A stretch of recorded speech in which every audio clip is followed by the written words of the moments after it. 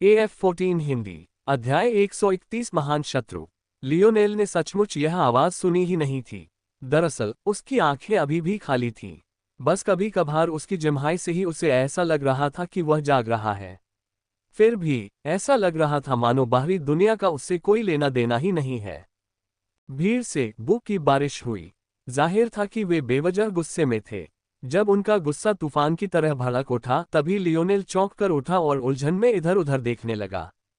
प्रश्नवाचक चिन्ह। आखिर वे हूटिंग क्यों कर रहे हैं? लियोनेल ने ओवरसियर के डिब्बे की तरफ देखा, ये सोचकर कि शायद उसे कोई सुराग मिल जाए।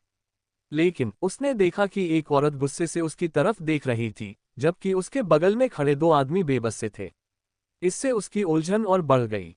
क्या हुआ? लियोनेल ने ये शब्द मन ही मन बुदबुदाए, लेकिन उसके पास खड़े युवकों ने उन्हें सुन लिया और वे इसे बर्दाश्त नहीं कर सके। तुम अभी भी ऐसी बकवास कर रहे हो। तुम अयोग्य हो। अगर तुम शुरू से ही इस तरह से सभा आयोजित करने वाले थे तो तुमने हमारा सारा समय क्यों बर्बाद किया? बोलने वाले युवक ने एक भयंकर दहाड़ते शेर का मुखौटा पहना हुआ था। बस बात यह थी कि उस शेर की याल भूरे सुनहरे रंग की नहीं, बल्कि पूरी तरह से काली थी। लियोनेल से ज्यादा जानकार कोई भी इस युवक को तुरंत पहचान लेता कि वह दहाड़ता हुआ काला शेर है। किसी को नहीं पता था कि यह नाम इसी वजह से रखा गया था या नहीं, लेकिन वह युवक काला जरूर था। उसके नकाब या कपड़ों से जो कुछ ढका नहीं था, उससे उसकी गहरी त्वचा और उसके नीचे धड़कती मांसपेशियां दिखाई दे रही थीं। वह थंडरस क्लैप से थोड़ा छोटा जरूर था, लेकिन निश्चित रूप से ज्यादा हट्टा कट्टा था। अयोग्य घोषित। लियोनेल ने उलझन में आंखें झपकाईं। मैंने नियम तोड़े। कौन सा नियम तोड़ा? इस बात पर लियोनेल को थोड़ा बुरा लगा। जब महिला कमांडर नियम बता रही थी तब उसने ध्यान नहीं दिया था, इसलिए उसे पता ही नहीं था कि वे नियम क्या हैं। बिना जाने वह बस माफी मांग सकता था। अगर उसे पता ही नहीं था कि वह किस बात का खंडन कर रहा है, तो वह खंडन कैसे कर सकता था? लियोनेल ने मान लिया कि शायद उसे हथियार इस्तेमाल करने की इजाजत नहीं है। अगर ऐसा है तो वह इसे सहने के लिए तैयार था। वह बस अपनी बारी जल्द से जल्द खत्म करना चाहता था ताकि आराम कर सके, लेकिन असल में यह उसे इस तरह से काटने के लिए वापस आ गया। रोअरिंग ब्लैक लायन ने लियोनेल की बातें सुनकर भौहें चढ़ा दी। ये लगभग आखिरी सवाल था जिसकी उसे उम्मीद थी। उसने और बाकी सबने मान लिया कि लियोनेल ने जानबूझकर खुद को अयोग्य घोषित करवा लिया है। जोन से प्राप्त खजाने इस सभा के लिए प्रतिबंधित हैं। निष्पक्षता बनाए रखने के लिए हम केवल बगल में रखे रैक से ही हथियार चुन सकते हैं। ओह, लियोनेल बुदबुदाया। उद्धरण चिन्ह ... ये दुर्भाग्यपूर्ण है। इसके लिए माफ करना, शायद मैं इसे देख नहीं पाया। क्या इसका मतलब था कि उसे जाना पड़ेगा? यह कोई बुरा नतीजा नहीं था। आखिरकार यहां आकर उसने उस बूढ़े से किया अपना वादा पूरा किया था। दहाड़ते काले शेर के होंठ फड़क उठे। क्या हो सकता है कि इस युवक ने सचमुच कुछ सुना ही न हो? वह बस देखता रह गया जब लियोनेल खड़ा था और धीरे धीरे बेसुध नजरों से अखाड़े से बाहर की ओर बढ़ रहा था। उसे अपने ऊपर बरस रही हूटिंग की आवाज सुनाई ही नहीं दे रही थी। अगर लियोनेल पर निर्भर होता तो जब तक वह किसी चीज में भाग लेता वो प्रथम स्थान प्राप्त करना पसंद करता। हालांकि वह ऐसा व्यक्ति भी नहीं था जो अपनी असफलता से निराश हो जाए, और यह भी नहीं कि उसका मन पूरी तरह से किसी और चीज में उलझा रहता था। दुर्भाग्य से लियोनेल के आराम के विचारों के लिए क्या पागल आदमी हच वास्तव में उसे इतनी आसानी से जाने देगा? अरे छोटी बच्ची, इस बदमाश को सीधे अगले राउंड में जाने दो। ओवरसियर के डिब्बे में बैठे तीनों कमांडर अचानक एक चौथे व्यक्ति की उपस्थिति से दंग रह गए। चाहे वह कोई भी हो, उन्हें पता ही नहीं चला कि कब कोई उनके बीच आ गया। महिला सबसे पहले सदमे से उभरी और उसने बूढ़े व्यक्ति की बातें समझ ली। उसके चेहरे पर कई बार भाव उभरे। चाहे उसके मन में जो भी विचार हो, वह हैकर हच का अनादर करने की हिम्मत नहीं जुटा पाए। लेकिन वह अपनी बात से कैसे मुकर सकती थी? उसने अभी अभी नियम बताए थे और लियोनेल ने उनकी खुलेआम अवहेलना की। अब उसे बहाल करना था। वह ऐसा कैसे कर सकती थी? गहरी सांस लेते हुए महिला ने अपना संकल्प संभाला। कमांडर वायलेट रेन सुप्रीम हज का अभिवादन करती हैं। वायलेट रेन ने गंभीरता से सलामी दी। मैं सुप्रीम के आदेशों का पालन नहीं कर सकती। इंडोमिटेबल ने नियम तोड़े हैं। हम सभा की अखंडता को ठेस नहीं पहुंचा सकते। ब्रिगेड के पास खड़े दोनों आदमियों के चेहरे पर यह बात सुनकर अजीब से भाव उभर आए। क्या वह अभी कुछ मिनट पहले ही इस सभा का अपमान नहीं कर रही थी? ये बात उसके लिए कब से इतनी महत्वपूर्ण हो गई थी। यह एक आदेश है, हच ने बिना किसी चिंता के कहा और लेटने के लिए एक सोफा ढूंढकर बैठ गया। ये तो पता नहीं चला कि उसे यह पिज्जा कहाँ से मिला, लेकिन वह अपने साथ एक बड़ा पिज्जा लाया था और दुनिया की परवाह किए बिना उसे खाने लगा। रोश ने वायलेट रेन की आंखें जला दी। यह कितना अनुचित था। हाँ, यह अनुचित था। लेकिन तो क्या, ये हच के विचार थे। किसी भी सेना का एक सख्त पदानुक्रम होता है। स्लेयर लीजन जैसी विद्रोही सेना के लिए तो यह और भी ज्यादा जरूरी था। अपने से सिर्फ एक रैंक ऊपर के अधिकारी की अवज्ञा करने के परिणाम पहले से ही बहुत गंभीर थे। हच जैसे 3 रैंक ऊपर के अधिकारी की तो बात ही छोड़ दीजिए। वायलेट रेन का सीना गुस्से की लहरों से धड़क रहा था, लेकिन वो क्या कर सकती थी। उसके चेहरे के लाल होने और कानों से भाप निकलने के अलावा और कुछ नहीं था। इस समय तक नीचे बैठे दर्शकों को लगा कि स्थिति अजीब होती जा रही है। लियोनेल लगभग अखाड़े से बाहर जा चुका था और उसकी बारी खत्म हुए कई मिनट हो चुके थे।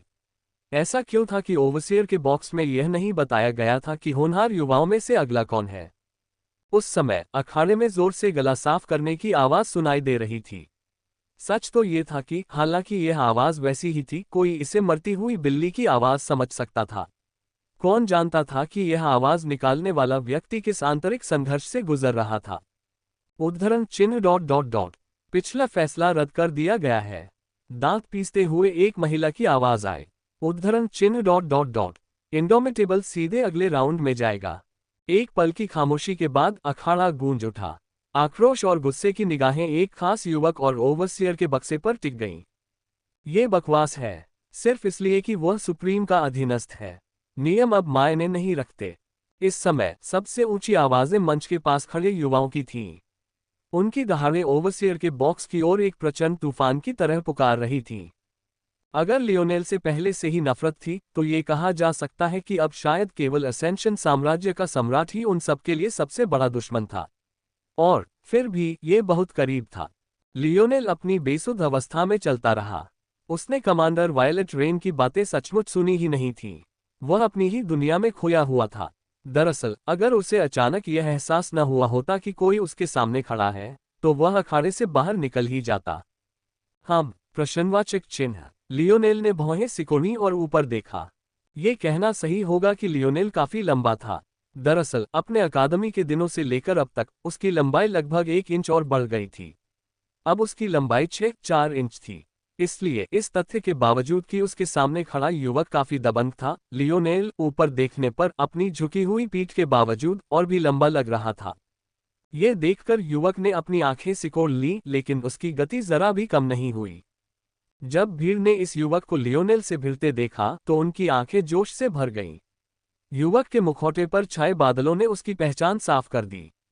वे अपना खून खौलने से खुद को नहीं रोक पाए और उम्मीद करने लगे कि वह युवक उनकी शिकायतों का समाधान करेगा। क्या कोई समस्या है? लियोनेल ने पूछा। मैं तुम्हें केवल एक बात बताना चाहता हूं। उस आदमी की आवाज गड़गड़ाहट जैसी थी।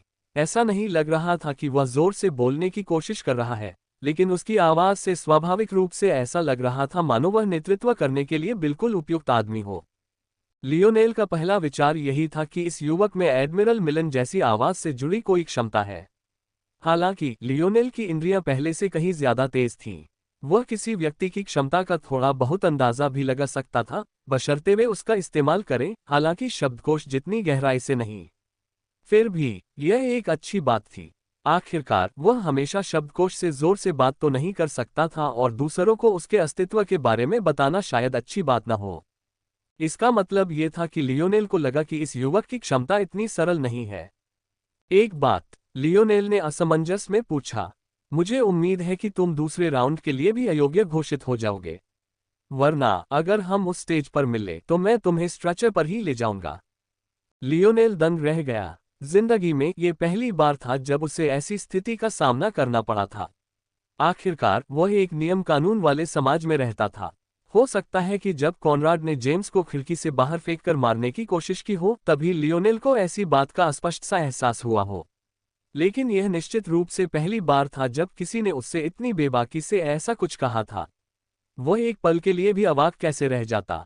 कुछ देर तक तो लियोनेल को कुछ सुनाए या महसूस ही नहीं हुआ। जब तक भीड़ का शोर कम हुआ तब तक हूटिंग जयकार में बदल चुकी थी। जाहिर था कि उन्होंने उस युवक की बातें सुन ली थीं। थंडरस क्लैप, तुम मेरे आदर्श हो, उसे सबक सिखाओ।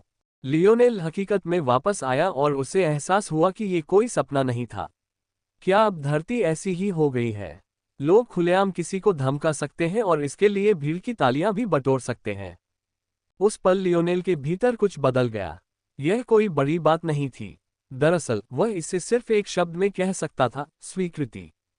यदि यही वह दुनिया है जिसमें वह अब रह रहा है, तो शायद ये भी ठीक है। तो दूसरा राउंड भी है। लियोनेल ने मन ही मन बुदबुदाया।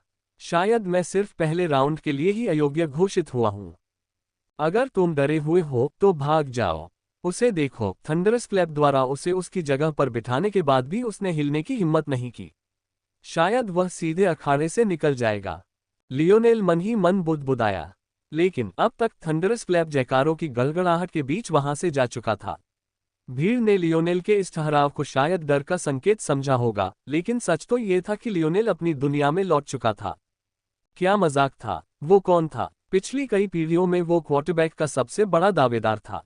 दुश्मन के इलाके में उसने कितने मैच खेले थे। इन अपमानों की तो बात ही छोड़िए, उसने 10 यहाँ तक कि 100 गुना ज्यादा इससे भी बदतर अपमान सुने थे। उसने बहुत पहले ही इनसे अनभिज्ञ रहना सीख लिया था। लेकिन उन सब तानों में भीड़ यह नहीं देख पाई कि जैसे ही लियोनेल का दिल शांत हुआ, उसकी आंखों में टिमटिमाती, चकाचौंध कर देने वाली रोशनियां उभर आईं। पहले के उलट ये रोशनियां असली थीं।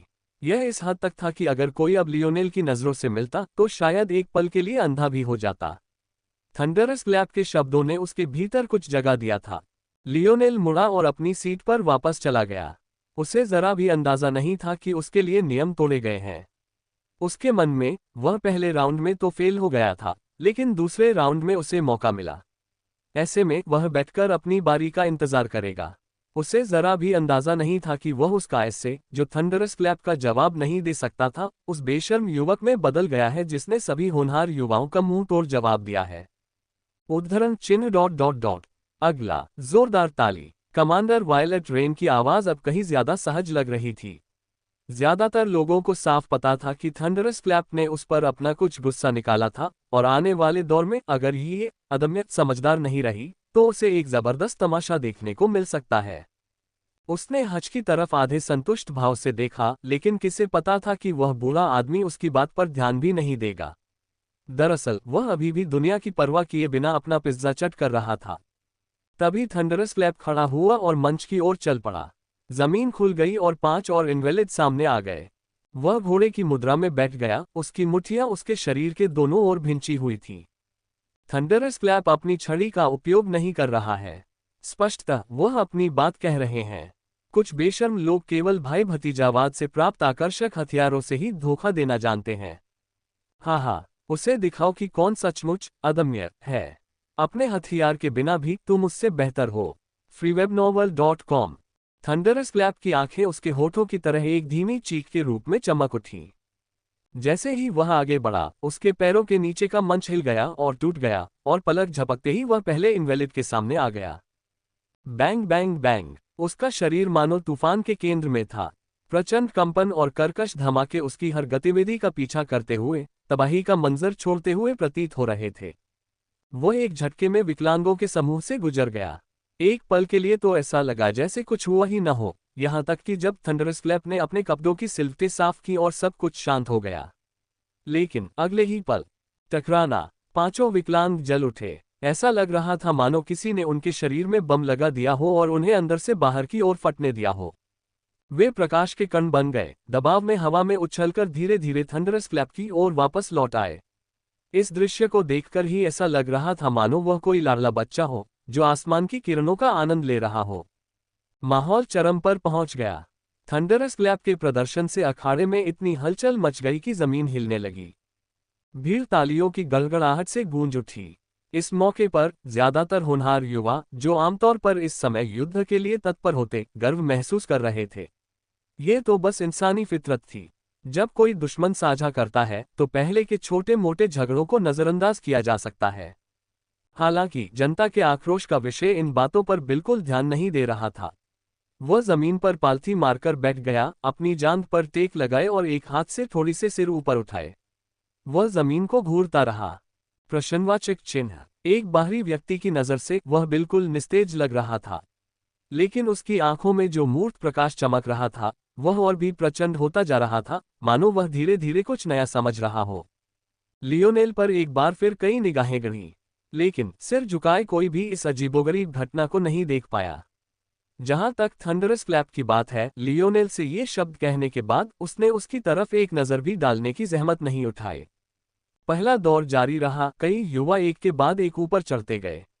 माहौल पहले से कहीं बेहतर था, क्योंकि कई लोगों को लगा कि उनका गुस्सा निकल गया है, इसलिए सभा का सहज आनंद लिया गया। एक के बाद एक युवा अपनी क्षमता दिखाने के लिए आगे आए। पता चला कि इनवैलिड्स को हराना असली जरूरत नहीं थी। लियोनेल जिस नियम से चूक गए थे उसके अनुसार किसी को केवल 10 मिनट तक ही टकराव में टिके रहना था। इससे ज्यादा समय तक टिके रहने पर उसे पास माना जाता। हालांकि लियोनेल ने 5 इनवैलिड्स को यूं ही मार डाला, लेकिन ये कहा जा सकता है कि उसने नियमों को तोड़ते हुए भी अपनी क्षमता से ज्यादा काम किया। बेशक इसका मतलब ये भी था कि थंडरस क्लैप ने भी उससे कहीं ज्यादा हासिल किया था जिसकी उससे उम्मीद की जा रही थी। उद्धरण चिन्ह ... वायलेट रेन, चाहे कुछ भी हो तुम एक कमांडर हो। क्या इतना खुश दिखने की जरूरत है? वायलेट रेन के साथ खड़े एक पुरुष कमांडर, जिसका कोड नाम मेलो ट्रीज था, ने मजाकिया लहजे में डांटा। वह देख सकता था कि लियोनेल से बेहतर प्रदर्शन करने के साथ ही उसकी यह साथी और भी ज्यादा मुस्कुराती जा रही थी। मुझे कभी नहीं पता था कि वायलेट रेन एक किशोर लड़के से इतनी नफरत करेगी। वायलेट रेन ने खर्राटे लिए और कुछ नहीं कहा। बेशक ऐसा इसलिए था क्योंकि ओल्ड हच अभी भी थोड़ी दूरी पर था और उनकी बातचीत जरूर सुन सकता था। उनका उससे चिढ़ाना ठीक था, लेकिन अगर उसने सचमुच कुछ सकारात्मक कहा भी, तो ये कहना नामुमकिन था कि उसका अंत अच्छा होगा या नहीं। उनकी बातें सुनकर उसकी खुशी फिर से उदास हो गई, लेकिन वह कुछ खास नहीं कर सकती थी। खुशकिस्मती से अगला युवा उसे फिर से मुस्कुराने के लिए काफी था। अगला, हवा का पीछा करना। हरे रंग का टाइट ट्रैकसूट पहने एक युवती के मंच पर आते ही भीड़ एक बार फिर उत्साह से भर गई। उसकी हर हरकत शालीन और आकर्षक थी, लेकिन ये बिल्कुल साफ था कि वह किसी को लुभाने की कोशिश नहीं कर रही थी। यह उसकी हड्डियों में बसा एक स्वाभाविक एहसास था। कल्पना की जा सकती थी कि युद्ध में भी वह उसी शालीनता को बनाए रखेगी। चेजिंग विंड ने हथियारों के रैक में से कुछ तलवारें आजमाते हुए लापरवाही से देखा। जाहिर है उसका थंडरस क्लैप की तरह नंगे हाथों जाने का कोई इरादा नहीं था। उसे मर्दों के बीच लंड नापने की प्रतियोगिता में शामिल होने की कोई जरूरत नहीं महसूस हुई। हालांकि इसका मतलब यह नहीं था कि वह लियोनेल से भी असंतुष्ट नहीं थी, उसने बस इस बारे में चुप रहना ही बेहतर समझा। कम से कम ये उसके मौलिक विचार थे। लेकिन जब उसने देखा कि लियोनेल इस सब के बावजूद भी अविचलित रहा, तो वह उसे बड़ी उत्सुकता से देखने लगी। दूसरे लोग इसे कायरता मान सकते थे, लेकिन उसे लगा कि कुछ अजीब हो रहा है जिसका वह ठीक से पता नहीं लगा पा रही थी। फिर भी उसने यह बात अपने दिमाग से निकाल दी। क्या उसे दूसरे राउंड में पता नहीं चल जाएगा? युवती ने एक संतुलित छोटी तलवार उठाए और मंच की ओर बढ़ी, शांति से खड़ी रही मानो बाहरी दुनिया से बेदाग। जब विकलांग प्रकट हुए तो उसकी मनोरम आकृति अचानक हिल गई, सुगंधित हवा के हल्के झोंके में आगे की ओर चमक उठी। थंडरस क्लैप के उपयुक्त गरजने वाले प्रदर्शन की तरह, पंख की तरह हल्की फुल्की चाल से वह चेजिंग विंड की एक आदर्श तस्वीर पेश कर रही थी। जब भी कोई उसकी हरकतों को देखता तो उसकी हर हरकत को देखे बिना नहीं रह पाता। उसकी आंखों की खूबसूरत चमक, उसके कूल्हों का लयबद्ध हिलना, उसके होठों से निकलती नाजुक घुरघुराहट। वह तितली की तरह इनवैलिड्स के बीच फड़फड़ा रही थी। उसकी गति इतनी तेज थी कि वे ठीक से हमला नहीं कर पा रहे थे। उसकी तलवार हवा में चांदी की रेखाएं बना रही थी, जो सुंदर चाप बनाती थी, जो 5 गर्दनों के बीच से गुजरती थी मानो हवा में से गुजर रही हो। उसके पैरों के पोरों के सिरे हल्के से जमीन पर पड़े, हवा और धूल का एक छोटा सा घेरा ऊपर की ओर धकेला गया मानो उसके उतरने के लिए जगह साफ कर रहा हो। इतनी खूबसूरत औरत को गंदे मंच पर कैसे गिरने दिया जा सकता था? प्रकृति भी इसकी इजाजत नहीं देती। बिना किसी संदेह के भीड़ की जय जयकार एक बार फिर गूंज उठी। हवा का पीछा करते हुए मुझसे शादी कर लो। तुमसे शादी करूं? किस आधार पर? कभी कभार खुद को आईने में देख लिया करो। मुझे परवाह नहीं। अगर मैं चेसिंग विंड से शादी नहीं कर सकती तो मैं जीवन भर अकेली रहूंगी। क्या तुम्हें नहीं लगता कि तुम लोग कुछ ज्यादा ही कट्टर हो? तुमने पहले कभी उसका चेहरा भी नहीं देखा। तुम्हें तो पता ही है उसकी आंखें तिरछी हैं और चेहरा दागों से भरा है। जिस अधेड़ उम्र के आदमी ने ये शब्द कहे थे, उसके आसपास खड़ी भीड़ ने एक दूसरे को अवाक होकर देखा और फिर एक साथ उस आदमी पर टूट पड़े, मानो उन्होंने पहले ही इस बात पर सहमति जता दी हो। उस दिन निस्संदेह एक आदमी अखाड़े से बुरी तरह पिटकर बाहर निकलेगा। वायलेट रेन ने चेजिंग विंड को मंच से जाते हुए देखा और उसके चेहरे पर एक संतुष्टि भरी मुस्कान थी, मानो वह अपनी युवावस्था को देख रही हो। उसे जरा भी शक नहीं था कि एक दिन ऐसा आएगा जब चेजिंग विंड भी उसकी तरह कमांडर बनेगी, बल्कि उसे उससे भी आगे की पदोन्नति मिल जाएगी। इसके साथ ही पहला राउंड समाप्त हो गया। जो लोग अर्हता प्राप्त कर चुके हैं वे अब दूसरे और अंतिम राउंड में जा सकते हैं, जिसमें आप 8 लोग हैं। इनमें शामिल हैं thunderous clap, chasing wind, roaring black lawn, sear, falling leaf, erupting volcano, precious moment और इंडोमिटेबल। हूटिंग की लहर दौड़ गई। वायलेट रेन के चेहरे पर मुस्कान और भी गहरी होती गई। आखिरकार इस तमाशे का अंत होने का समय आ गया था। अब जबकि दूसरा दौर आ गया था, अब कोई शब्द नहीं बचा था जिसे छिपाया जा सके। प्रश्नवाचक चिन्ह। भीड़ की हूटिंग से संतुष्ट होकर जब उसने एक बार फिर से वॉइस प्रोजेक्शन सिस्टम चालू किया तो उसकी नम आंखों में एक विचित्र सी रोशनी चमक उठी। मैं अब दूसरे दौर के नियमों की व्याख्या करूंगा, जैसा कि मैंने पहले दौर के लिए किया था। वायलेट रेन के साथ बैठे एक पुरुष कमांडर के चेहरे पर यह शब्द सुनकर अजीब सा भाव आया। दोनों को मेजबानी का काम साझा करना था, इसलिए अब उसे ही सब कुछ समझाना था। वे पहले भी कई बार ऐसा कर चुके थे, इसलिए वायलेट रेन को इस प्रक्रिया से अच्छी तरह वाकिफ होना चाहिए। जो भी हो, दूसरे राउंड के नियम तो वैसे भी हमेशा से एक जैसे ही रहे हैं। जरूरी नहीं कि मैं ही इसमें शामिल हूं। हालांकि अभी वह ये सोचना पूरा ही कर पाया था कि अगले शब्द सुनकर वह अचानक दंग रह गया। इस बार दूसरा राउंड एक सीडेड एलिमिनेशन टूर्नामेंट होगा, जहां पहले राउंड के आपके प्रदर्शन को ध्यान में रखा जाएगा। आपको 1 से 8 तक सीड में विभाजित किया जाएगा। पहला मुकाबला 7वीं और 8वीं वरीयता प्राप्त टीम के बीच होगा। इस मुकाबले का विजेता 6ठी वरीयता प्राप्त टीम को चुनौती देगा, जबकि 6ठी वरीयता प्राप्त टीम को चुनौती देने वाला 5वीं वरीयता प्राप्त टीम को चुनौती देगा। इसी तरह आगे भी ऐसा ही चलता रहेगा।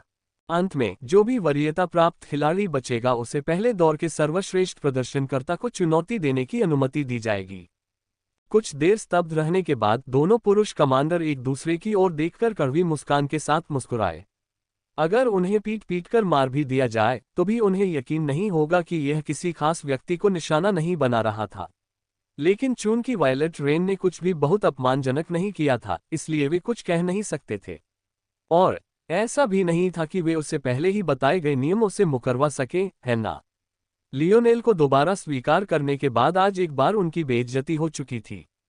दूसरा राउंड वैसे तो आमतौर पर एक एलिमिनेशन टूर्नामेंट होता था, लेकिन यह एक सामान्य प्रतियोगिता थी जिसमें सभी एक साथ लड़ते थे। 8-4, फिर 2 और अंततः 1 हो जाते थे। वायलेट रेन का ये रूप समूह के इतिहास में पहली बार दिखाई दे रहा था। बदकिस्मती से, चूंकि यह सिर्फ तीसरी सभा थी, किसी को भी इस अजीबोगरीब हरकत का अंदाजा नहीं हुआ। उन्हें बस यही लगा कि नियम बदल गए हैं, लेकिन उन्हें इसमें कुछ भी गलत नहीं लगा। इस तरह वायलेट रेन बच निकला। और अगर हालात ऐसे न भी होते तो क्या भीड़ वाकई लियोनेल की खातिर वायलेट रेन के खिलाफ हो जाती? अगर कुछ होता तो वे उस बेशर्म आदमी से निपटने में उसका पूरा साथ देते, जिसने खुद को अदम्य कहने की हिम्मत की। और जिस आदमी को निशाना बनाया जा रहा था, उसकी तो बात ही क्या। उसे तो पता ही नहीं था। लियोनेल ने तो किसी और सभा में हिस्सा ही नहीं लिया था, तो उसे कैसे पता चलता कि क्या सामान्य है और क्या नहीं, जबकि भीड़ में मौजूद कट्टरपंथियों को भी नहीं पता था। जैसे जैसे वायलेट रेन बोलती गई, उसकी मुस्कान बढ़ती गई। रैंकिंग में सबसे नीचे का स्थान इस बात से तय होगा कि न्यूनतम 10 मिनट की आवश्यकता को पार करने के बाद कौन सबसे लंबे समय तक टिक पाया। जिन लोगों में एक या अधिक इनवैलिड को मारने की क्षमता थी, वे उससे भी ऊपर होंगे। सबसे ऊपर का स्थान इस बात से तय होगा कि किसने 5 इनवैलिड को सबसे जल्दी हराया। इस प्रकार बीज इस प्रकार हैं। पहला बीज, हवा का पीछा करना। दूसरा बीज, गड़गड़ाहट भरी ताली। तीसरा बीज, गरजता हुआ काला शेर। चौथा बीज, ज्वालामुखी फटना। पांचवा बीज, गिरता हुआ पत्ता। छठा बीज, अनमोल क्षण। सातवां बीज, दृष्टा। और आठवां बीज, अदम्य। भीड़ एक क्षण के लिए शांत हो गई, उसके बाद पुनः जयकारे गूंज उठे। हाँ, उसे यही सजा मिली। हमारे प्रतिभाशाली लोगों के समूह अदम्य को पार करने के लिए शुभकामनाएं। freewebnovel.com। अदम्य, बल्कि अदम्य, उद्धरण चिन्ह ... ये तो बेकार था। भीड़ में फिर से झगड़ा शुरू हो गया। वायलेट रेन ने आगे बढ़ने से पहले भीड़ को अपनी इच्छानुसार शोर मचाने दिया। एक बार फिर मैं नियमों और विनियमों को दोहराऊंगा। सबसे पहले, जो कोई भी अपने प्रतिद्वंद्वी की हत्या करेगा उसे सैन्य कानून के तहत सजा दी जाएगी। ये युद्ध का समय है, ये याद रखें। आपकी सजा मृत्युदंड से कम नहीं होगी। दूसरा, सिर्फ दिए गए रैक से ही हथियार इस्तेमाल किए जा सकते हैं। उसने सिर्फ शब्द पर जोर देने में समय लिया और इसका एक अच्छा कारण भी था। ये सभी हथियार सी ग्रेड के हैं और निष्पक्षता सुनिश्चित कर सकते हैं। तीसरा, अगर मैं किसी भी कारण से युद्ध रोक दूं तो जो कोई भी समय पर आज्ञा का पालन करने में विफल रहेगा वह एक बार फिर सैन्य कानून के अधीन होगा। किसी वरिष्ठ अधिकारी की आज्ञा का उल्लंघन करना कम से कम एक अवगुण के बराबर है। इस बार लियोनेल ने नियमों का ध्यान रखा ताकि वह दोबारा कोई गलती न करे। लेकिन जब उसने सुना कि निष्पक्षता सुनिश्चित करने के लिए रैक के हथियार सी ग्रेड के हैं, तो उसके चेहरे पर एक अजीब सा भाव आया। हालांकि कोई भी उसके मुखौटे के पीछे छिपी उसकी इस बात को नहीं देख पाया। उसके एटलेट और डार्ट मायान टूम जोन को पार करने के बाद मिले खजाने थे। वे सी ग्रेड के खजाने थे, तो उसे अयोग्य क्यों ठहराया गया? इस पर लियोनेल बस अपने सिर के पिछले हिस्से को खुजला सकता था और कंधे उचका सकता था। अब इससे कोई फर्क नहीं पड़ता था। आखिरकार उसने कहा था कि सिर्फ रैक के हथियार ही इस्तेमाल किए जा सकते हैं, न कि सिर्फ सी ग्रेड के हथियार। हालांकि व्यापक रूप से यह फर्क मामूली था, लियोनेल इसकी शिकायत नहीं कर सकता था। ओह, मुझे लगता है कि चूंकि ये नियम है, मुझे अब ऊपर जाना चाहिए। लियोनेल खड़ा हुआ और अनजाने में फिर से जम्हाई लेने लगा। इस दौरान वह बस बेबसी से अपना सिर हिला सका। वह सचमुच बहुत थका हुआ था। ऐसा नहीं था कि वह जानबूझकर ऐसा कर रहा था। वायलेट रेन के चेहरे पर उदासी छा गई। इस लड़के को साफ पता होना चाहिए था कि अब वो उसे निशाना बना रही है, फिर भी वो इतना बेफिक्र होने की हिम्मत कैसे कर रहा था। पहली लड़ाई। 8वीं वरीयता प्राप्त अदम्य बनाम 7वीं वरीयता प्राप्त दृष्टा, उसने कठोर स्वर में कहा। लियोनेल मंच पर सबसे पहले पहुंचे, लेकिन तभी एक युवक उनकी ओर बढ़ता हुआ दिखाई दिया। वह दुबला पतला था और उसके मुखौटे के माथे पर एक बंदाक बनी हुई थी। सिर के हाथ में एक छोटा सा बल्बनुमा डंडा था। लियोनेल को जिन घृणा भरी निगाहों की आदत हो गई थी, उनकी तुलना में सिर की आंखें शांत और स्थिर थीं। उसकी भौहें बस तब थोड़ी सिकुड़ी जब उसने देखा कि लियोनेल न सिर्फ जम्हाई ले रहा है, बल्कि उसके हाथ में कोई हथियार भी नहीं है। शुरू करना। जैसे ही ये शब्द निकले, सिर ने अपनी छड़ी लियोनेल की ओर उठा दी। एक अजीबोगरीब ऊर्जा का तीर तेजी से बना और लियोनेल की ओर इतनी तेज गति से बढ़ रहा था कि ज्यादातर लोग ऐसा नहीं कर सकते थे। प्रश्नवाचक चिन्ह। उस क्षण जब उसकी हिम्मत पूरी तरह से पस्त हो चुकी थी और उसकी क्षमताएं भी सुस्त थीं, लियोनेल के लिए यह देखना आसान था कि इस हमले की चपलता सिर्फ 1.00 से थोड़ी ज्यादा थी। कुल मिलाकर ये काफी तेज था, लेकिन इतना भी नहीं कि लियोनेल इसे गंभीरता से ले।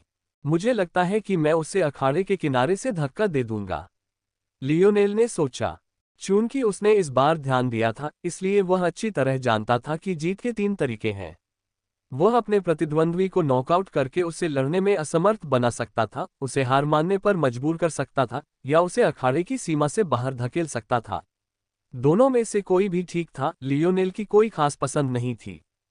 हालांकि दिलचस्प बात यह है कि क्षमताएं टावरों को नष्ट करने वाले बल तक सीमित नहीं लगती, न ही बल्कि कोई विशेष शाखाएं। मैंने पहले इस बारे में नहीं सोचा था, लेकिन मेरी आंतरिक दृष्टि मेरी आत्मा पर निर्भर करती है, जो तकनीकी रूप से एक प्रकार का बल है। फिर भी मैंने किले से भागने के लिए इसका इस्तेमाल किया। मैंने वास्तव में एक बहुत ही साधारण सी बात को नजरअंदाज कर दिया। लियोनेल का दिमाग भटक गया। आमतौर पर वह इस तरह का इंसान नहीं था। वह हर काम को, चाहे वह कितना भी आसान क्यों न हो, पूरी गंभीरता से लेता था। लेकिन इस बार दिक्कत ये थी कि उसका दिमाग बहुत सुस्त था, वह लगभग नशे की हालत में था। हालांकि लियोनेल केवल इसलिए ऐसा था क्योंकि उसे सिर से कोई खतरा महसूस नहीं हो रहा था, लेकिन अन्य लोगों ने इसे इस प्रकार समझा कि वह डर के कारण एक स्थान पर जम गया था। दूसरों को न सिर्फ ये दयनीय नहीं लगा, बल्कि उन्हें इसमें मजा भी आया। ऐसा लग रहा था जैसे उन्हें लियोनेल को ठहाकों के बीच अखाड़े से बाहर फेंके जाने का मंजर पहले ही दिख चुका था। हालांकि आखिरी पल में लियोनेल को याद आया कि वह कहाँ था और वह एक तरफ हट गया। बाहर से देखने वाले को ऐसा लग रहा था मानो वह लड़खड़ाकर रास्ते से हट गया हो, जिससे तीर उसके पास से बाल बाल बच गया हो। अचानक हुई इस हलचल से लियोनेल का दिमाग घूम गया। उसने सचमुच उम्मीद नहीं की थी कि कुछ दिनों तक जागने के कारण उसकी इतनी बुरी हालत हो जाएगी। उसकी आंखें झपकने लगीं और उसने अपना सिर हिलाकर अपनी दृष्टि साफ करने की कोशिश की। अभी एक झपकी लेना बहुत अच्छा रहेगा, लियोनेल ने मन ही मन सोचा। लियोनेल को यह भांपने के लिए अपनी आंखें उठाने की जरूरत नहीं पड़ी कि एक और तीर उसकी ओर आ रहा है। लेकिन इस बार तीर के उस तक पहुंचने से बहुत पहले ही उसने एक कदम आगे बढ़ा लिया। उसकी यह हरकत अकारण लग रही थी, लेकिन तीर के सिर के डंडे से छूटने से बहुत पहले ही वह चकमा दे चुका था। लियोनेल कदम दर कदम युद्ध क्षेत्र में भटकता हुआ आगे बढ़ता गया। उसकी चाल कमजोर और बेढंगी थी, लेकिन ऐसा लग रहा था कि वह सिर के वार को बिना किसी परेशानी के चकमा दे रहा है। बाहर से देखने पर वह नशे में लड़खड़ाता हुआ आगे बढ़ता हुआ सा लग रहा था, हालांकि यह इतना बड़ा चढ़ाकर नहीं दिखाया गया था। सिर उनके बीच दूरी बनाने की कोशिश करता रहा, अपनी पूरी कोशिश करता रहा कि अपनी मार जारी रखे। लेकिन साफ जाहिर था कि वह अपना संयम खो रहा था। किसी अज्ञात समय पर भीड़ का यह उपहास कि लियोनेल भयभीत है धीरे धीरे शांत हो गया तथा उनके चेहरों पर एक के बाद एक अजीब अजीब भाव उभरने लगे। जब तक लियोनेल सिर के एक कदम के करीब पहुंच गया तब तक सिर को पता ही नहीं चला कि वह लगातार अखाड़े के किनारे की ओर पीछे हट रहा था। जैसे ही उसने एक और कदम पीछे हटना चाहा, उसे हवा के सिवा कुछ नहीं मिला, जिससे वह सदमे के भाव के साथ पीछे की ओर गिर पड़ा। वह जानता था कि यह नामुमकिन था। वह मूर्ख नहीं था, उसने भी नियम सुने थे, इसलिए वह जानता था कि सीमा से बाहर कदम रखना नुकसानदेह है। लेकिन उसने कभी सोचा भी नहीं था कि वह फिर भी ऐसी बेवकूफ़ी भरी गलती कर बैठेगा। उसने सोचा कि वह लियोनेल से अच्छी दूरी बनाए रखते हुए अखाड़े का चक्कर लगा रहा था, तो फिर उसे इस तरह कब कोने में धकेल दिया गया।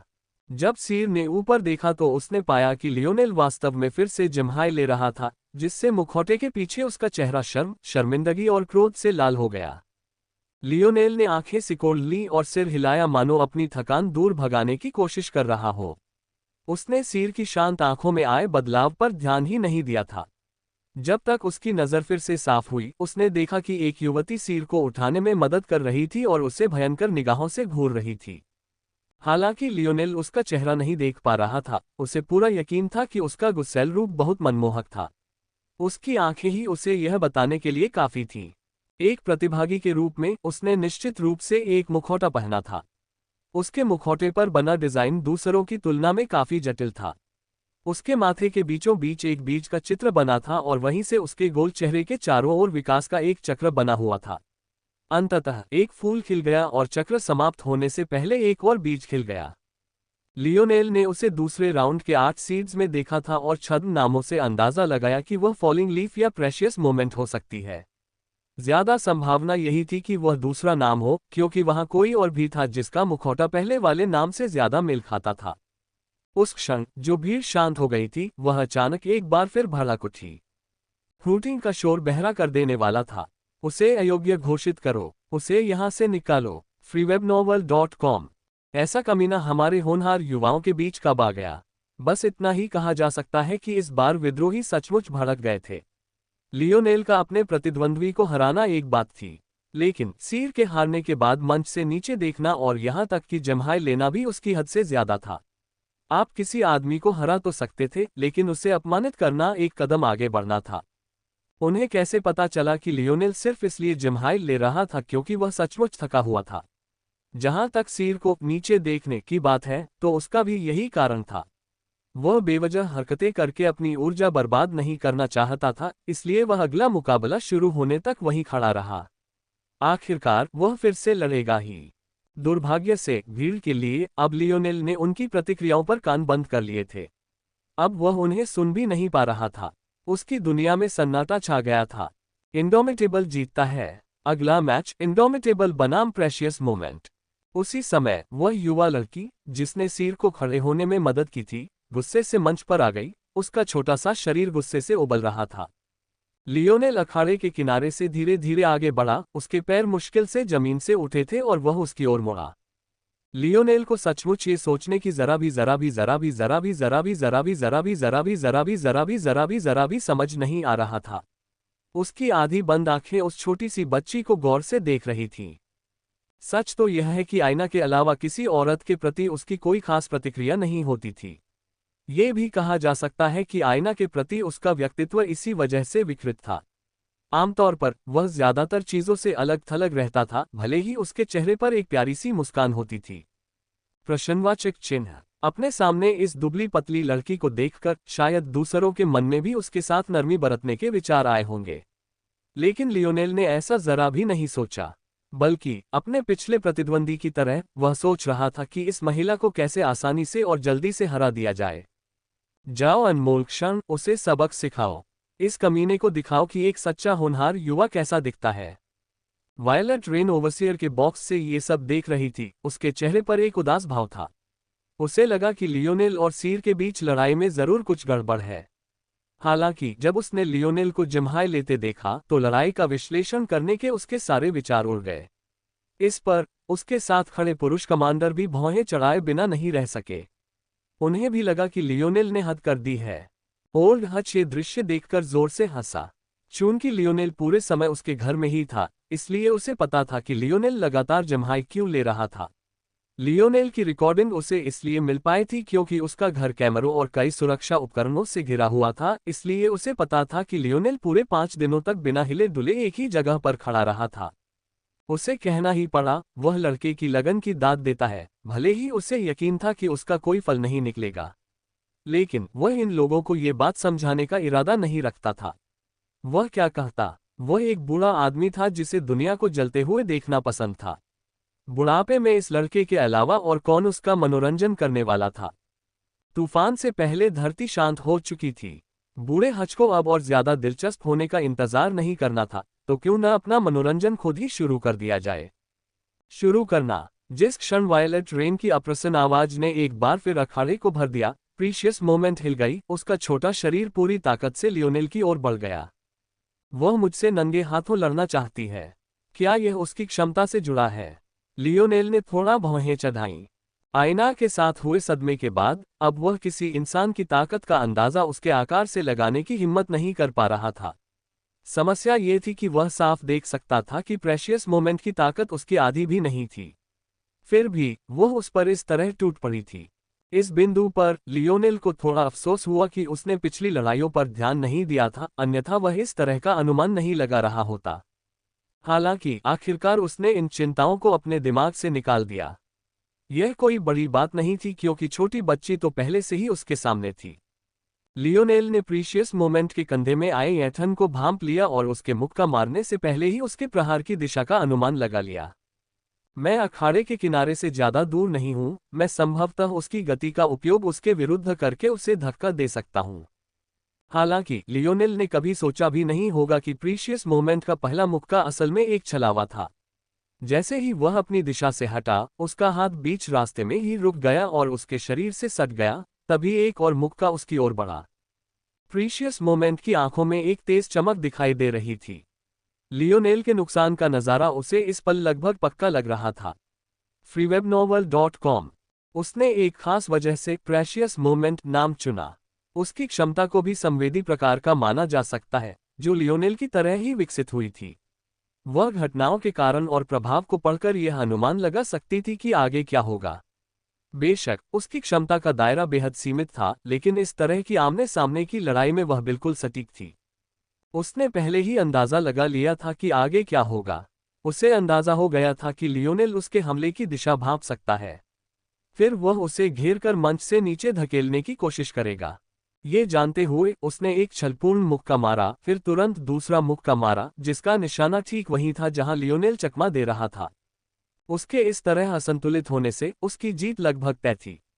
वह भले ही किसी आक्रामक क्षमता वाले व्यक्ति जितनी ताकतवर न हो, लेकिन फिर भी वह एक सामान्य इंसान से कहीं ज्यादा ताकतवर थी। ओह, लियोनेल ने यही सोचा जब उसने प्रीशियस मोमेंट के छल और उसके बाद के हमले देखे।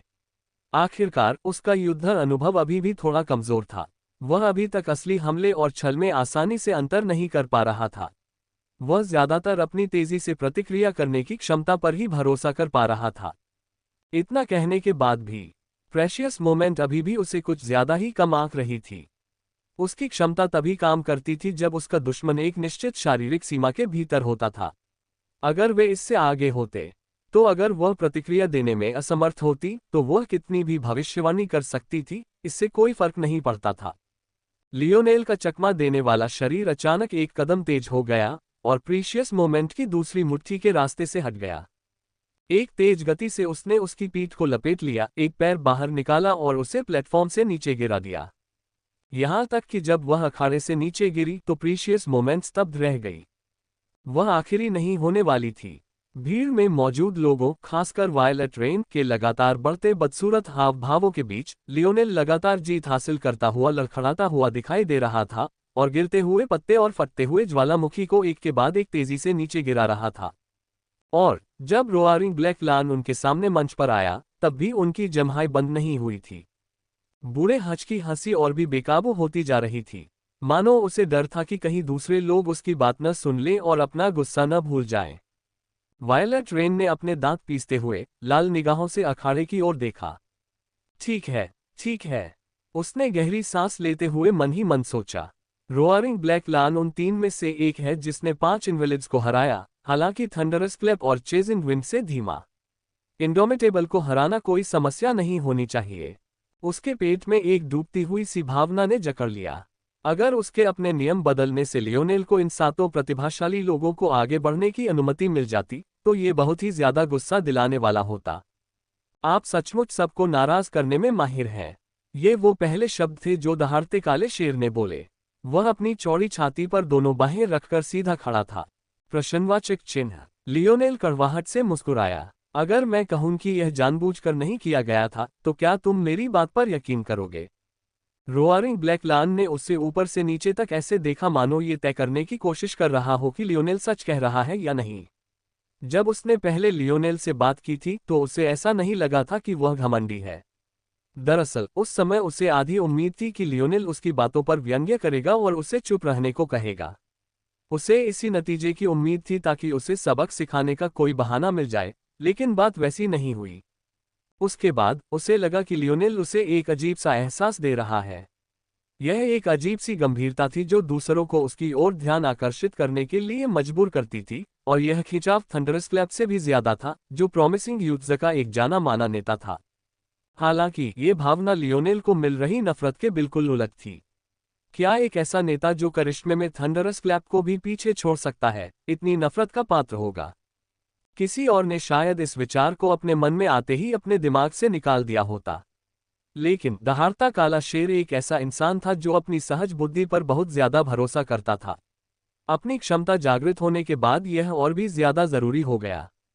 न केवल उसने लियोनेल पर मौत की हल्की गंध महसूस की, बल्कि वह ये भी बता सकता था कि आज जो कुछ भी हुआ वह बिल्कुल वैसा नहीं था जैसा कि वह प्रतीत हो रहा था। अचानक रोआरिंग ब्लैक लान हंसने लगा और भीड़ लियोनेल की प्रतिक्रिया पर हूटिंग करने लगी।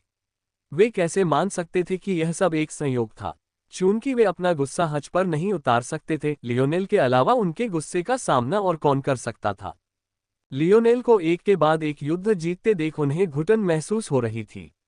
अब उनकी सारी उम्मीदें दहाड़ते काले शेर के कंधों पर टिकी थीं। मैं तुम्हारी ताकत देखना चाहता हूं। होनहार युवक की आवाज की गर्जना तालियों की गड़गड़ाहट से कई गुना अधिक तेज थी। उस पल उसका शरीर फैलने लगा, उसके कपड़े भी उसके साथ फैलने लगे, मानो उन्हें इसी पल के लिए खासतौर पर डिजाइन किया गया हो। उसके शरीर पर काले बाल उगाए और बाल उगाए, जो एक अयाल बन गए जो उसके मुखौटे को धकेल रहे थे। उसने अपना नकाब उतार दिया। अब जो बचा था वह किसी इंसान का चेहरा नहीं, बल्कि एक खूंखार शेर का चेहरा था जिसकी आंखें काली खाई से भी गहरी थीं। दहाड़ता काला शेर लगभग 2.5 मीटर लंबा हो गया था।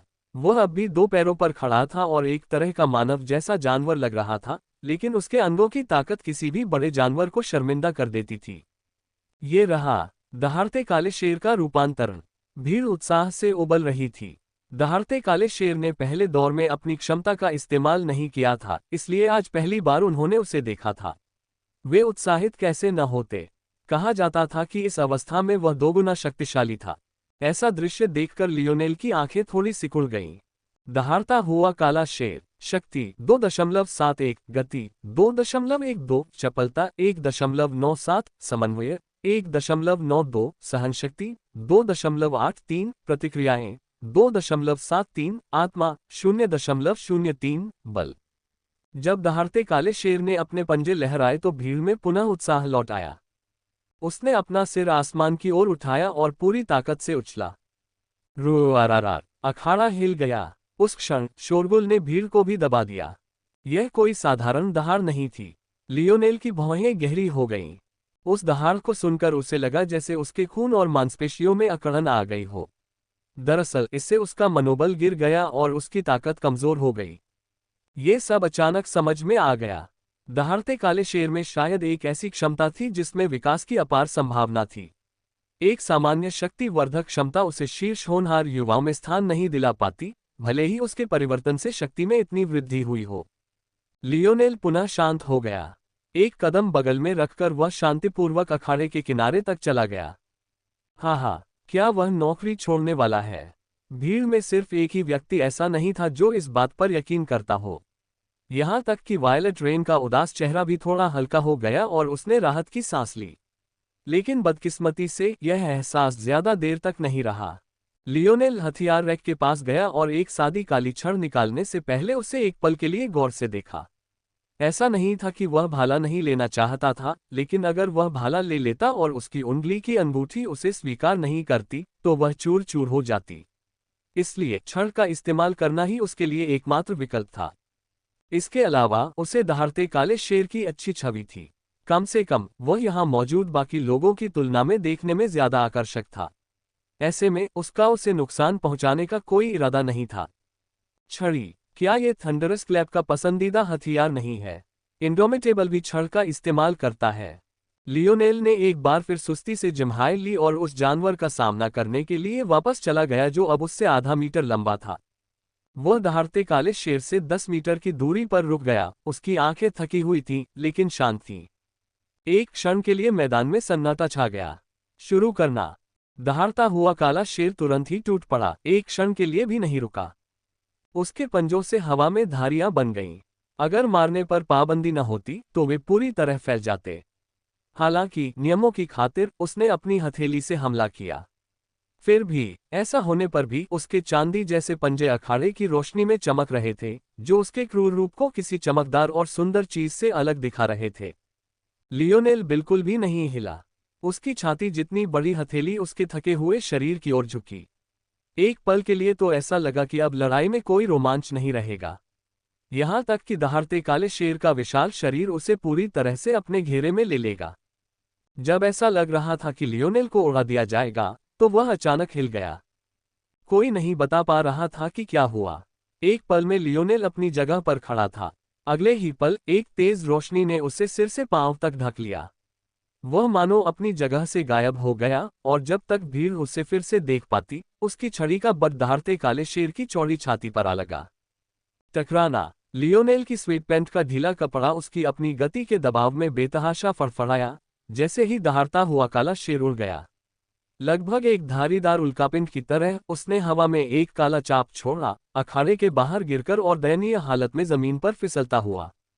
मौन। उस समय ओल्ड हच, जो आराम से अपने पिज्जा का आनंद ले रहा था, हिंसक रूप से उठ खड़ा हुआ और ओवरसियर के बॉक्स की खिड़कियों की ओर छलांग लगाने लगा, मानो उसे विश्वास ही नहीं हो रहा था कि उसने अभी क्या देखा था।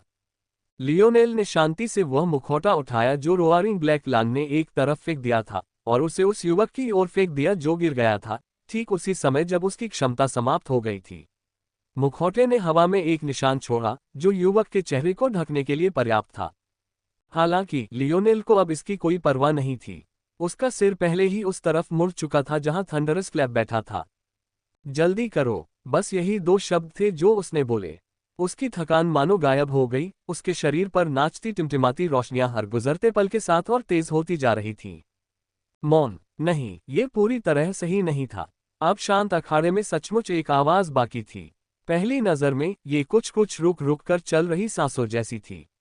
हालांकि एक पल बाद ये साफ हो गया कि यह हल्के खर्राटे थे। कोई सचमुच सो रहा था। दरअसल अखाड़े में मौजूद सभी लोग इस सोए हुए युवक और उसके हाल ही में मारे गए प्रतिद्वंद्वी के बीच देखने से खुद को रोक नहीं पाए। प्रश्नवाचक चिन्ह। जमीन पर दहाड़ते काले शेर के ठीक बगल में थंडरस क्लैप कमजोर हालत में पड़ा था, कई मुंह खून खांस रहा था। और उस अपराधी का क्या जिसने उसकी यह हालत कर दी। वह बिना किसी खरोंच के थकान से बेसुध होकर एक बच्चे की तरह सो रहा था। जो कुछ हुआ था वह दृश्य थंडरस क्लैप के दिमाग में लगातार घूम रहा था। उस आदमी ने उसे जल्दी से अखाड़े में जाने को कहा। अपनी ही शान के चलते उसने मान लिया, क्योंकि उसे यकीन था कि रोआरिंग ब्लैक लान की हार देखने के बाद भी वह जीत सकता है। हालांकि उसे बस सोने की एक चमक दिखाई दी। फिर उसे अपनी छाती में तेज दर्द महसूस हुआ, और इससे पहले कि वह समझ पाता कि क्या हुआ, वह पीठ के बल लेटा हुआ था और उसकी कई पसलियां टूट गई थीं। ओवरसियर के डिब्बे में वायलेट रेन के चेहरे पर गंभीर भाव थे। उम्मीद तो यही थी कि वह क्रोधित होगी, लेकिन इस समय उसके चेहरे पर ऐसा कोई भाव नहीं था। उसे बस हैरानी थी। लेकिन उसका आश्चर्य हज के आश्चर्य से बिल्कुल मेल नहीं खा रहा था।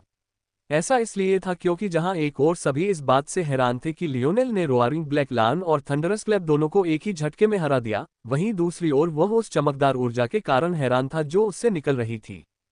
उस ऊर्जा में कुछ ऐसा था जो उसके ब्लेड फोर्स से बहुत मिलता जुलता था, लेकिन बिल्कुल वैसा भी नहीं था। वह कुछ हद तक अलग तो थी, लेकिन साथ ही एक जैसी भी थी। उसे इसके बारे में ज्यादा सोचने की जरूरत नहीं थी। लियोनेल ने एक बल बल बल बल बल बल बल समझ लिया था, लेकिन वह भला बल नहीं था। वह कुछ और ही था, कुछ ऐसा जो कुछ ज्यादा ही भयानक लग रहा था। स्टैंड में डैमियन, वो महिला जिसे वह लोमड़ी कहता था, और बाकी लोग भी हैरान थे। वे शुरू से ही यहाँ थे, लेकिन पूरे समय चुप रहे थे। वे उन गिने चुने लोगों में से थे जो जानते थे कि इंडोमिटेबल ही लियोनेल है। लेकिन क्या उन्होंने आगे आकर उसका बचाव करने की हिम्मत की? ये तो छोड़ ही दीजिए कि भीड़ की टिप्पणियां काफी सकारात्मक थीं। अगर वे सचमुच लियोनेल का बचाव करने आगे आते तो शायद उनकी बुरी तरह पिटाई होती। डेमियन जानता था कि लियोनेल की ताकत कितनी जबरदस्त है। ऊपर वाले नौजवान उसे भी कड़ी टक्कर दे सकते थे, और वह एक लेफ्टिनेंट था। लेकिन क्या लियोनेल ने उसे हरा नहीं दिया? वह इसलिए हैरान नहीं था क्योंकि लियोनेल ने उन्हें हरा दिया था, बल्कि इसलिए कि उसने सिर्फ एक ही वार में ऐसा कर दिखाया था। क्या इसका मतलब यह नहीं था कि लियोनेल भी उसे एक ही वार में हरा सकता था? लियोनेल पर इतनी सारी निगाहें टिकी थीं, फिर भी वह बेफिक्र होकर सोता रहा, मानो अखाड़े की सख्त जमीन सबसे मुलायम बिस्तर बन गई हो। क्या बदमाश है! हच ने आह भरी और अखाड़े में उतर गया। सबके देखते देखते उसने नीचे हाथ बढ़ाया, लियोनेल को पकड़ा और उसे अपने कंधे पर ऐसे लटका लिया मानो आलू की बोरी उठा रहा हो। यदि लियोनेल जागा हुआ होता तो शायद उसके पास इस बात पर गुस्सा करने की बुद्धि होती, लेकिन वह स्पष्ट रूप से ऐसी स्थिति में था कि वह किसी भी स्थिति में सो सकता था। थंडरस क्लैप की शर्म और गुस्से से भरी नजर लियोनेल पर पड़ी। लेकिन अगर लियोनेल जाग भी रहा होता और उससे दोबारा लड़ने को तैयार होता, तो भी वह मुश्किल से 1 इंच भी हिल पाता। सांस लेने भर से ही उसका शरीर इतना जबरदस्त दर्द से कराह रहा था जितना उसने पहले कभी महसूस नहीं किया था। लियोनेल से कहे गए उन शब्दों के बारे में सोचते हुए उसके दिल में अपमान की गहरी भावना उमड़ पड़ी। सच कहूं तो बात यहां तक पहुंचना उसकी गलती नहीं थी। लियोनेल की हरकतों को बिना उसके पीछे की कहानी समझे देखने वाला कोई भी उसे एक घमंडी बदमाश ही समझेगा। थंडरस क्लैप हमेशा से ही सीधा और किताबों का पक्का इंसान था, इसलिए वह लियोनेल को सबक सिखाना चाहता था। उसने कभी सोचा भी नहीं था कि इसका उल्टा असर होगा। सच तो ये था कि लियोनेल इतनी सारी लड़ाइयों के बाद अपनी सीमा पर पहुंच चुका था। उसने थंडरस क्लैप को जल्दी से मंच पर आने के लिए इसलिए नहीं कहा था क्योंकि वह घमंडी था, बल्कि इसलिए क्योंकि उसके पास बस एक और वार करने की ही ताकत बची थी। लियोनेल को टकराव पसंद करने वाला तो नहीं कहा जा सकता था, लेकिन थंडरस क्लैप के पिछले शब्दों ने उसे अंदर तक छू लिया था। उसने तब तक शांत रहने से इनकार कर दिया जब तक वह थंडरस क्लैप के शब्दों का जवाब उसे नहीं दे देता। काम पूरा होने के बाद लियोनेल सीधे सो गया। इस वजह से सबको पता था कि होनहार युवकों में चेजिंग विंड का नाम सबसे ऊपर होगा, लेकिन उसे बधाई देने वाला कोई नहीं था। सब जानते थे कि जिस युवक ने सचमुच पहला स्थान हासिल किया था वही वो था जिसे वे सब इस समय खर्राटे लेते देख रहे थे। जब उसने हच को लियोनेल को ले जाते देखा तो उसके चेहरे पर कई बार झिलमिलाहट हुई। आखिर उसने कौन सा हमला किया था? क्या उसका उसकी क्षमता से कोई लेना देना था? वह उससे तेज कैसे हो सकता था? ये सभी विचार उसके मन में घूम रहे थे और वह इस हद तक घबरा गई थी कि वह आसमान की ओर चिल्लाना चाहती थी। लियोनेल के असली चरित्र से अनजान विद्रोहियों के मन में आज खलनायक की जीत हुई थी। अदम्य ने उनके अहंकार को कुचल दिया था और रास्ते भर जम्हाई लेता रहा। फिर जब उसने देखा कि वे सचमुच उसकी बोरियत दूर नहीं कर पा रहे हैं, तो वह सीधे सो गया। उसने उनकी पूरी तरह से उपेक्षा की। उसे उनकी भावनाओं, उनके गुस्से, उनके दिल के दर्द की कोई परवाह नहीं थी। एक दुष्ट मास्टरमाइंड की तरह उसने उनकी भावनाओं से खेला और उन्हें उनके ही आंसुओं के दलदल में छोड़ दिया। जब लियोनेल दूर चला गया तो थंडरस क्लैप और अधिक देर तक टिक नहीं सका और सीधे रोरेन ब्लैक लान के पास जाकर बेहोश हो गया। ये किंवदंती पूरे स्लेयर लीजन में फैलने वाली थी, शायद इस हद तक कि यह साम्राज्य के कानों तक भी पहुंच जाती। लियोनेल की नींद खुली तो वह एक खिंचाव के साथ उठा।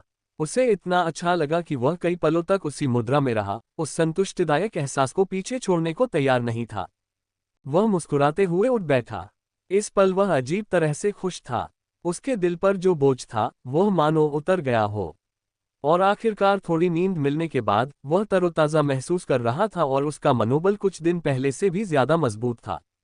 प्रश्नवाचक चिन्ह। भले ही वह एक बेवकूफ था, मुझे मानना पड़ेगा कि उस थंडरस क्लैप वाले ने सचमुच मेरी मदद की।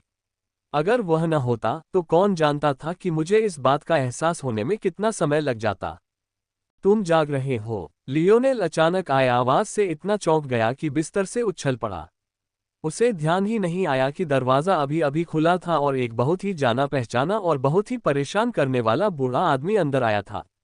ओल्ड हच ने अपना सिर हिलाया, उसका चेहरा तिरस्कार से भर गया। तुम युद्ध के मैदान में इस तरह कैसे सो सकते हो? मैं तुम्हारा गला 100 अलग अलग तरीकों से काट सकता था। लियोनेल के होंठ फड़क उठे। वह एक माया मकबरे में रह चुका था और उस दौरान हजारों स्पेनियों का अकेले सामना कर चुका था। अगर कोई जागते हुए सोना जानता था तो वह वही था। लेकिन क्या अभी इसकी जरूरत थी? चूंकि अब आप जाग चुके हैं तो क्या आपको नहीं लगता कि आपको मुझे स्पष्टीकरण देना चाहिए? लियोनेल को समझ नहीं आया कि बूढ़े आदमी का क्या मतलब था। तुम्हें प्रथम स्थान पाने का इतना भरोसा था, फिर भी तुम दूसरे स्थान पर क्यों नहीं आए? तुमने तो मेरा मुंह ही फाड़ दिया। अब मैं खुद को सबके सामने कैसे दिखा पाऊंगी? ये सुनकर लियोनेल अपनी आंखें घुमाने से खुद को रोक नहीं पाया। वह भले ही दूसरे स्थान पर रहा हो, लेकिन क्या चेजिंग विंड ने सचमुच पहला स्थान पाने की हिम्मत की? जहां तक उसकी बात थी, उन सब में कौन श्रेष्ठ था, ये स्पष्ट था। लेकिन वह बस बहुत थक गया था। थंडरस क्लैप को उसके शब्दों का सबक सिखाने के बाद लियोनेल अंतिम दौर में जाने की जहमत नहीं उठा सका। ओल्ड हच स्पष्ट रूप से लियोनेल के चेहरे के भावों को समझ सकता था, लेकिन वह हार नहीं मानना चाहता था। मुझे परवाह नहीं कि आपके पास क्या कारण है। मुझे प्रथम स्थान दिलाने का वादा किया गया था, लेकिन मुझे वह नहीं मिला। इसलिए मैं बदले में कुछ लूंगा। लियोनेल ने भौहें चढ़ाईं। आखिर इस बूढ़े को क्या चाहिए था?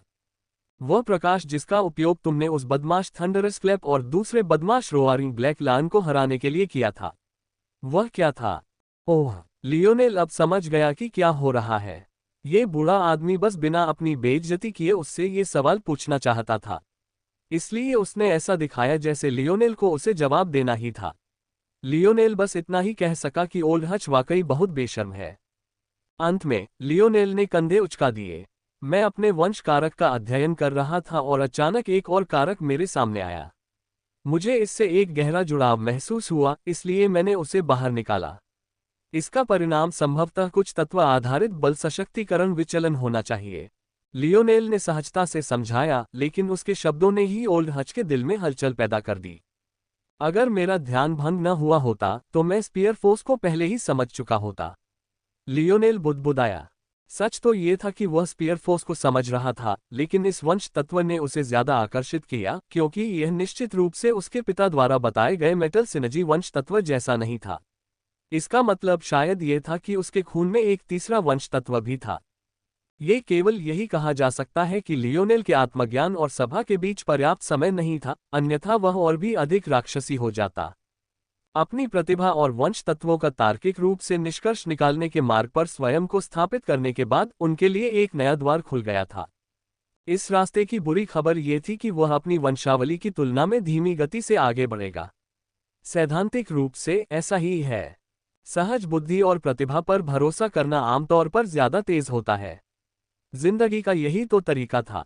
हालांकि लियोनेल के पास एक खास फायदा था जो उन लोगों के पास नहीं था जिनमें प्रतिभा की कमी थी, उसकी क्षमता।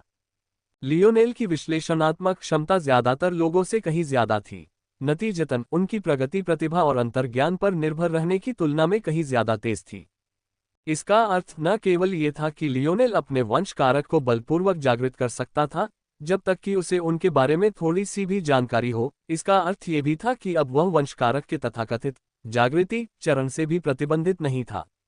आयना के अनुसार वंश तत्व जागृत होने के बाद जितनी देर तक कोई व्यक्ति होश में रहेगा वह उतना ही प्रबल होगा। हालांकि लियोनेल, जो स्वयं धीरे धीरे अपने वंश तत्व को समझ रहा था, उसके लिए यह मायने नहीं रखता था कि वह एक पल के लिए जागा रहे या कई दिनों के लिए। अंततः वह अपने वंश तत्व के सभी छिपे रहस्यों से पर्दा उठा ही देगा। ज्यादा से ज्यादा अगर वह पर्याप्त देर तक जागा नहीं रहा तो यह अन्यथा की तुलना में थोड़ा ज्यादा मुश्किल होगा। तो फिर क्या लियोनेल 5 दिन तक जागता नहीं रहा? यह उससे भी ज्यादा समय था जब उसने अपना स्पीयर डोमेन वंश कारक जगाया था।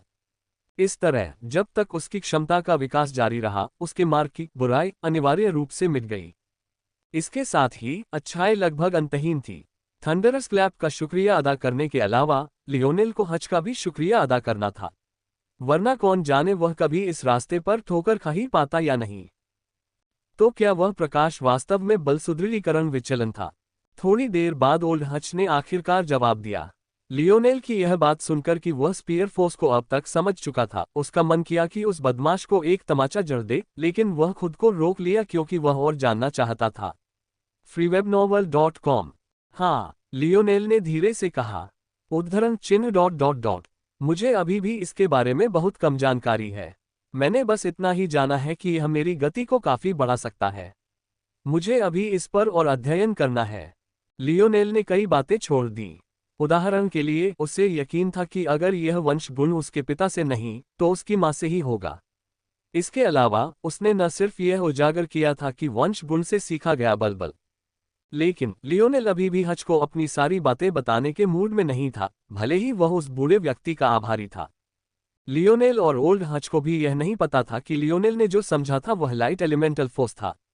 ओल्ड हच को शायद पता होता कि यह क्या है, लेकिन लियोनेल की व्याख्या बहुत अस्पष्ट थी और जानबूझकर कई बिंदुओं को छोड़ दिया गया था।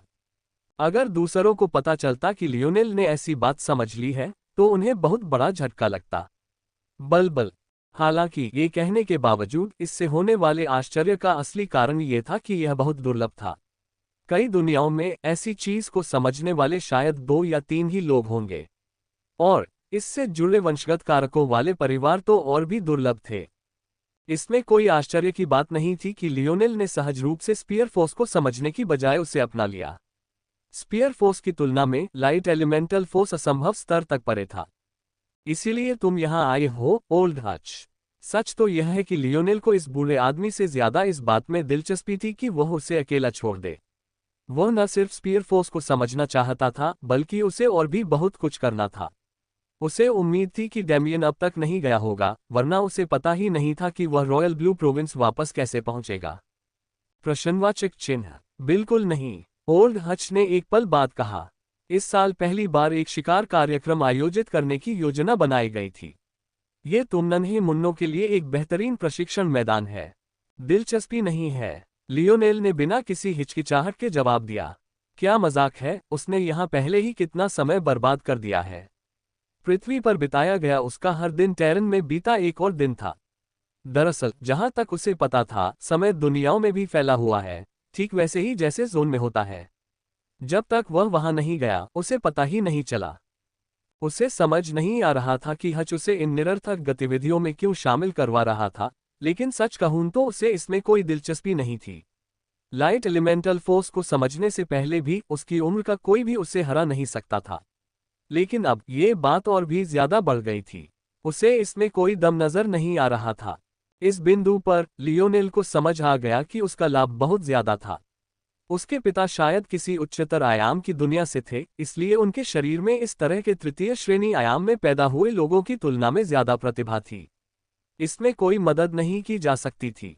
बेशक आयना जैसे लोग भी थे जो अपने रहस्यमय परिवारों के कारण उससे मेल खाते थे, लेकिन लियोनेल के लिए स्लेयर लीजन की परवाह न करने का ये और भी बड़ा कारण था।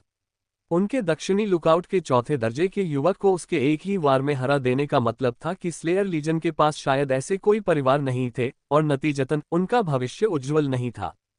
लियोनेल को अभी भी आईना के शब्द याद थे, भविष्य में सफलता अतीत को पीछे ले जाकर प्रभावित कर सकती है। हालांकि उसके लिए इसे समझना मुश्किल था, उसे बस ये समझने की जरूरत थी कि यह एक सच्चाई थी। चूंकि स्लेयर लीजन के पास ऐसे विशेष परिवार नहीं थे, इसका मतलब सिर्फ इतना था कि उनका भविष्य भी उतना खास नहीं था। हालांकि लियोनेल को इस बात की बहुत अधिक उम्मीद नहीं थी कि ब्रेजिंगर जैसे परिवारों के युवा उसके लिए उपयुक्त होंगे। इस मौके को इतनी जल्दी मत गंवाओ, हच ने बेपरवाही से कहा। यह शिकार उतना आसान नहीं होगा जितना तुम सोच रहे हो। क्या ऐसा है? हच ने आत्मविश्वास से सिर हिलाया।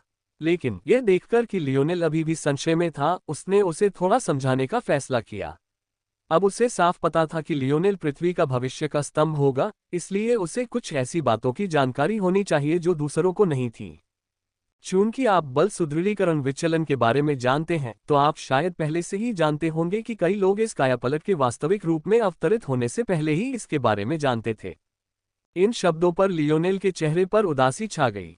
बेशक उसे पहले ही अंदाजा हो गया था, ऊपर वालों द्वारा ये जानकारी अपने पास रखने की वजह से कितने अरब लोग पैराडाइज आइलैंड से गिरकर मर गए। अब ऐसा लग रहा था कि स्लेयर लीजन को भी इस बात का पहले से ही पता था, जिससे लियोनेल उनसे पहले से भी ज्यादा निराश हो गया था। क्या ये सचमुच जनता का तथाकथित विद्रोह था? ऐसा क्यों था कि यह स्लेयर लीजन कभी भी एक जमीनी आंदोलन की तरह काम नहीं कर पाया? लियोनेल की उदास अभिव्यक्ति देखकर हच ने आह भरी। चीजें हमेशा उतनी सरल नहीं होती जितनी ऊपर से दिखती हैं, दोस्त। अगर हमने सबको बचाने की कोशिश की होती तो शायद अब तक पृथ्वी की आबादी खत्म हो गई होती। ये सुनकर लियोनेल की भौहें तन गईं। अपनी क्षमता को सफलतापूर्वक जागृत करने की संभावना बहुत कम है। यदि आप गरीब पृष्ठभूमि से आते हैं तो यह संभावना और भी कम है। लियोनेल ने अपना जबड़ा भींच लिया। वह इस बात को अच्छी तरह समझता था। आपकी पृष्ठभूमि जितनी कमजोर होगी, भविष्य में आपके सफल होने की संभावना उतनी ही कम होगी, और इस तरह आप वर्तमान समयरेखा में कोई ऐसा बदलाव नहीं ला पाएंगे जो बदले में आपके भविष्य के लिए मददगार साबित हो। इन लोगों में अपनी क्षमताओं को जगाने की संभावना सबसे कम होती है। यह मुर्गी और अंडे वाली मुश्किल स्थिति थी। अगर हमने सबको बचाने की कोशिश की होती तो पृथ्वी पर विकलांगों का कब्जा हो जाता। हालांकि विकलांगों को मारने पर उन्हें बेहतर बनाने के अवसर भी मिलते हैं, फिर भी वे बेहद खतरनाक होते हैं। उन्हें आराम करने, खाने या सोने की जरूरत नहीं होती। ये बातें शायद आप पहले से ही जानते होंगे, लेकिन आप यह नहीं जानते कि जब इनवैलिड्स की संख्या ज्यादा होती है और इंसानों की संख्या कम, तो दूसरे इनवैलिड्स को खाने वाले वेरिएंट ज्यादा संख्या में दिखाई दे सकते हैं। जब ऐसा होता है तो अपनी बुद्धि को जगाने वाले इनवैलिड्स एक बार फिर झुंड में दिखाई देते हैं। उद्धरण चिन्ह ... क्या यह अच्छी बात नहीं है? लियोनेल ने पूछा। नहीं, ये सबसे बुरी बात है। जो विकलांग अपनी बुद्धि को जागृत कर लेते हैं, वे अब इंसान नहीं रह जाते। वे वेरिएंट विकलांग हैं जो हमें निगलने के लिए अभी भी जीवित हैं। बस फर्क इतना है कि वे अपने तरीके में ज्यादा चतुर हैं। इसके अलावा उन सभी में दूसरे विकलांगों को नियंत्रित करने की गहरी क्षमता होती है। एक पल के लिए भी यह मत सोचिए कि वे जागृत होने के बाद वापस पहले जैसे हो जाएंगे। वेरिएंट इनवैलिड हमसे कहीं ज्यादा शक्तिशाली होते हैं। जैसा कि कहा जाता है, कोई चीज जितनी कठिन होती है उतनी ही ज्यादा फायदेमंद भी होती है। वेरिएंट इनवैलिड को वास्तव में जागृत होने के लिए जिस रास्ते से गुजरना पड़ता है वह हमसे कहीं ज्यादा कठिन है, और इसलिए इसके फायदे भी कहीं ज्यादा हैं। ओल्ड हच समझ गया कि लियोनेल अभी भी इन सब बातों से सहमत नहीं था। उस बच्चे को यकीन नहीं था कि सिर्फ एक संभावित आपदा के लिए इतने सारे लोगों की जान कुर्बान करना उचित है। ये तो फिर भी इंसान ही थे। ये कोई ऐसा दांव नहीं लगा रहे थे जिस पर कोई जोखिम न उठा सके। बूढ़ा आदमी केवल एक बार फिर आह भर सका। बच्चे, धरती पर बहुत सारी आंखें हैं। हमारी दुनिया की क्षमता बहुत लंबे समय में जन्म लेने वाली सबसे बड़ी है। लालची आंखों का कोई अंत नहीं है जो हमें एक दावत के रूप में देखती है जिसमें भाग लेना चाहिए। यदि हम इस पूर्व यौवन अवस्था में बहुत लंबे समय तक अटके रहे तथा अपनी दुनिया को साफ करने और अपनी शक्ति के केंद्रों को फिर से बनाने में बहुत अधिक समय लगा दिया, तो जब हम अपनी वर्तमान सुरक्षा का पतला आवरण खो देंगे तो हम बर्बाद हो जाएंगे। लियोनेल चुप रहा। अगर उसे समझ भी आ रहा था तो भी उसे यह बिल्कुल पसंद नहीं आया। उद्धरण चिन्ह ... ये हंट क्या है जिसके बारे में आप बात कर रहे थे? पिछला अध्याय।